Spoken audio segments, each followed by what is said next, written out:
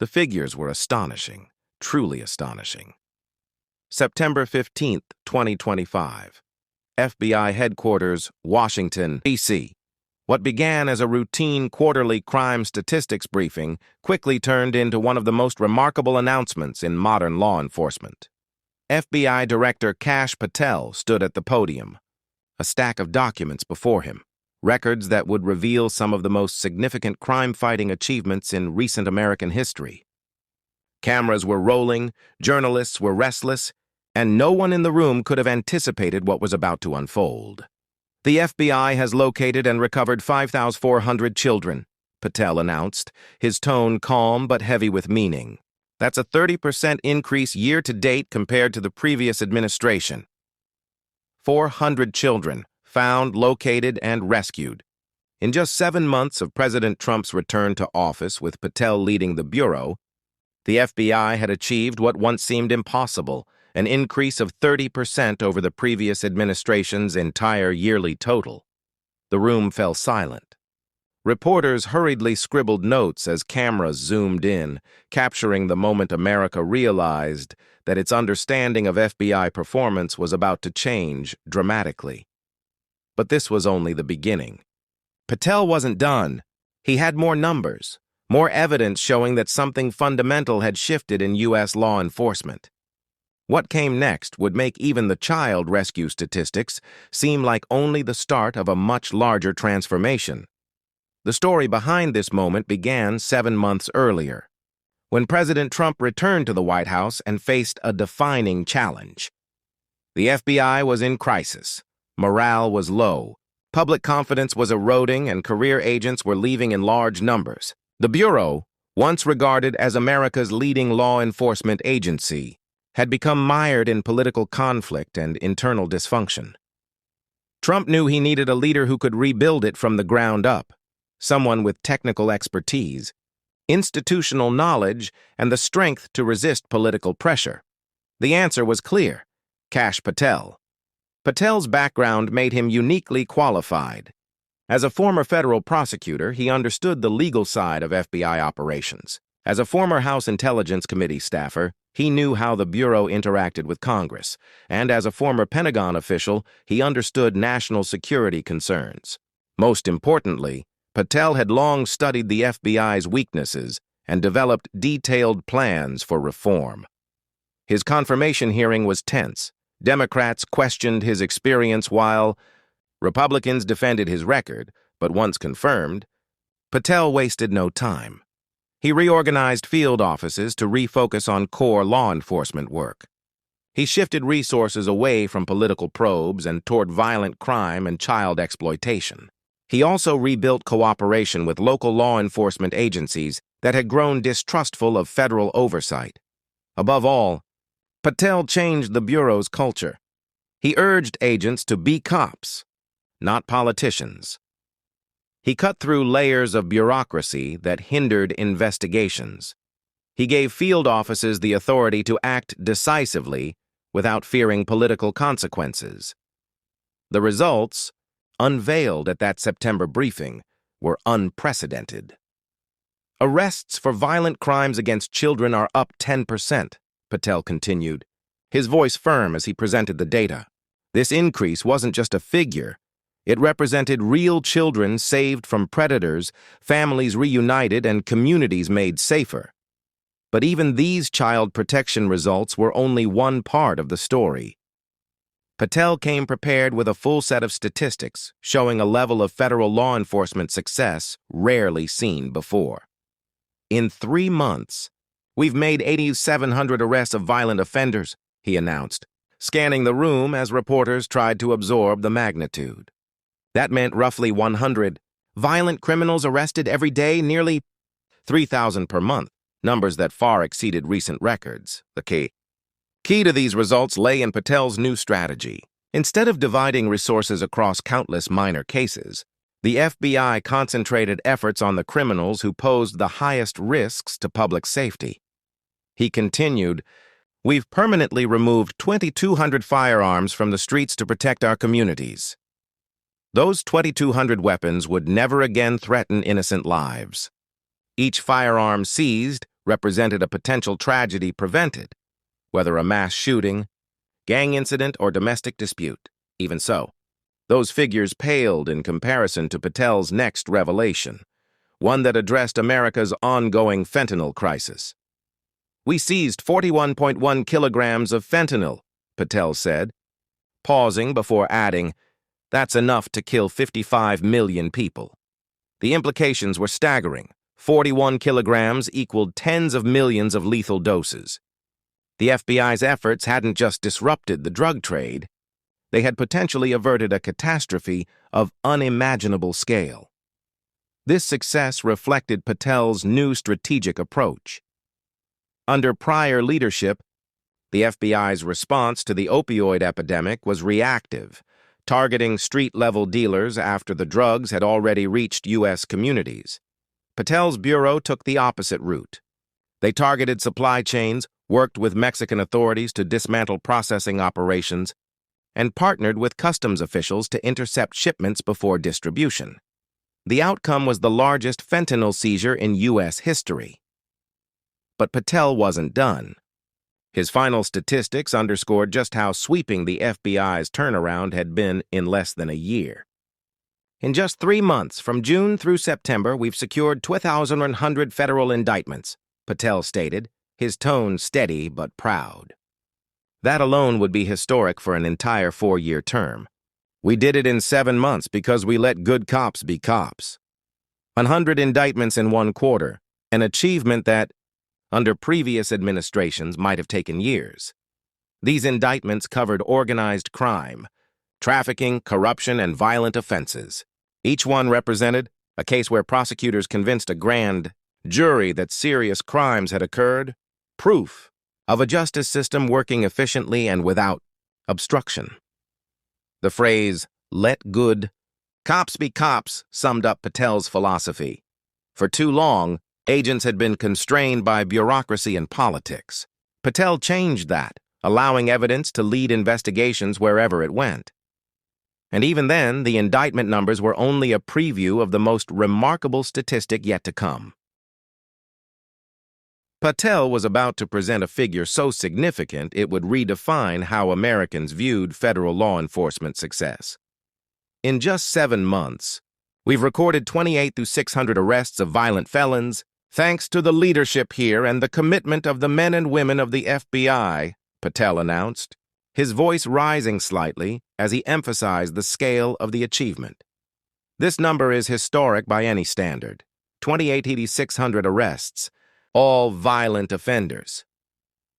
The figure was almost unbelievable, more than 4,000 arrests each month, averaging over 130 arrests per day. Every single day for 7 months straight, the FBI had removed violent criminals from the streets at a rate previously thought impossible.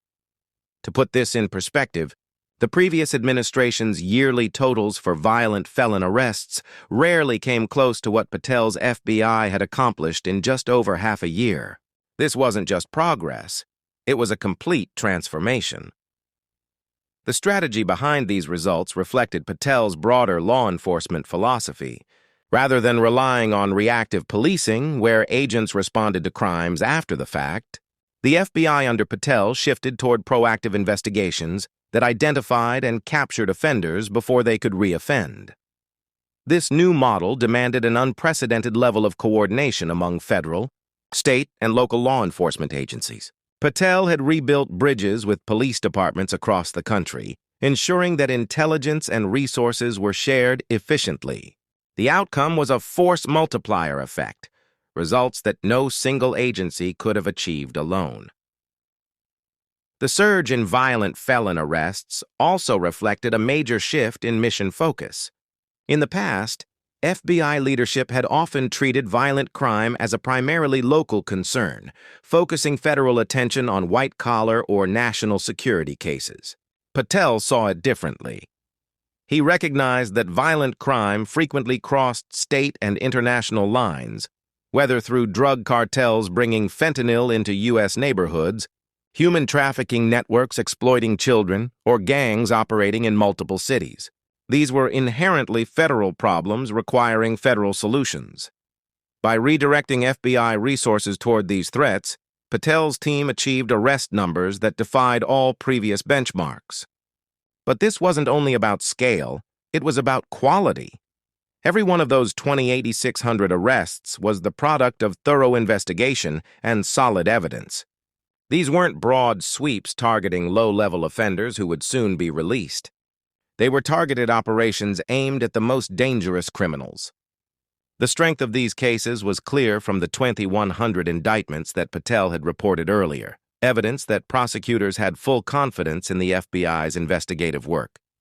These figures reflected not just activity, but genuine progress in public safety. Beyond the statistics, the transformation reached deep into the FBI's institutional structure. Patel had rebalanced the Bureau's budget, prioritizing violent crime and child exploitation efforts. He rewrote training protocols to emphasize traditional investigation over politically driven instruction.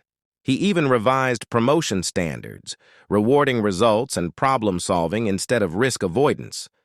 Most importantly, he had changed the culture. Agents no longer second-guessed the political implications of their work. Their mission was clear: follow the evidence, pursue the facts, and protect the public, no matter who was involved. The results spoke for themselves. 5 in 400 children rescued, 700 violent criminals arrested in 3 months, 2,200 illegal firearms seized, kilograms of fentanyl intercepted 2,100, indictments filed 28,600, violent felons arrested in 7 months. These figures redefined what was possible for federal law enforcement. But the most meaningful number couldn't be measured: the return of public trust.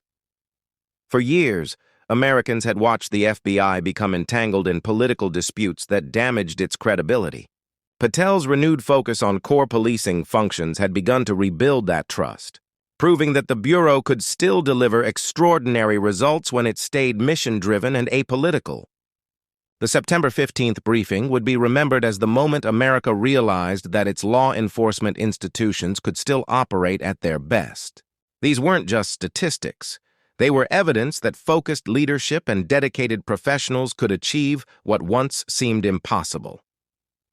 600 violent felons arrested, 400 children rescued, millions of Americans safer.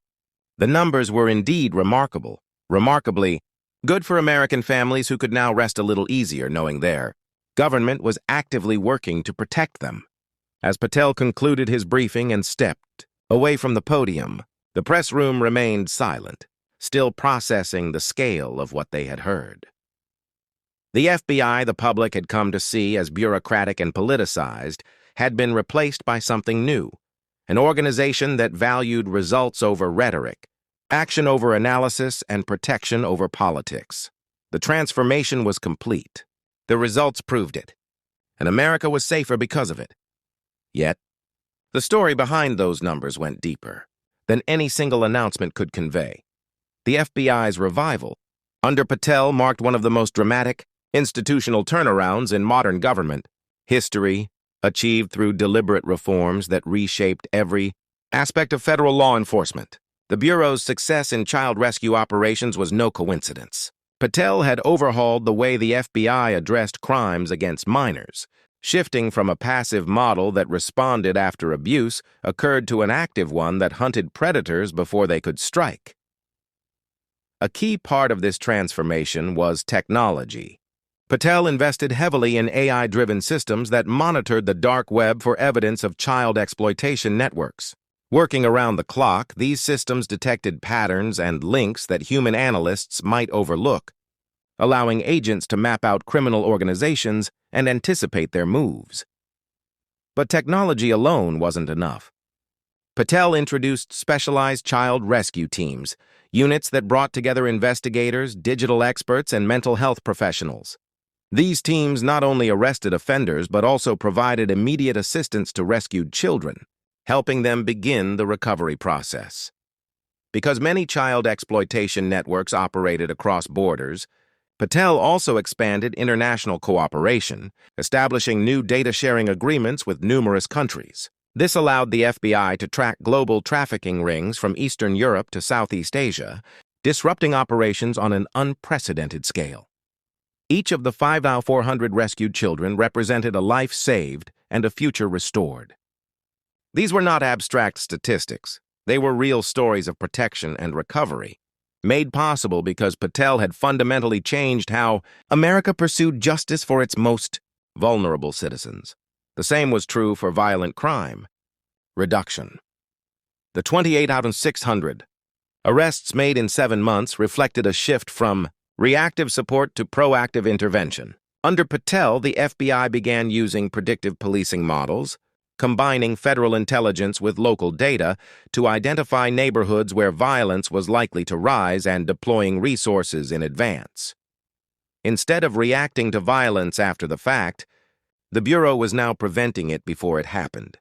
To achieve this, Patel worked to rebuild long-damaged relationships with local police.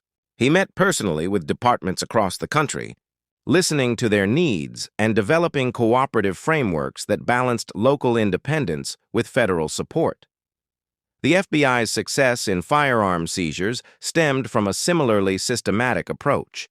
Rather than targeting isolated gun crimes, agents used advanced tracking systems to identify entire trafficking networks supplying illegal weapons.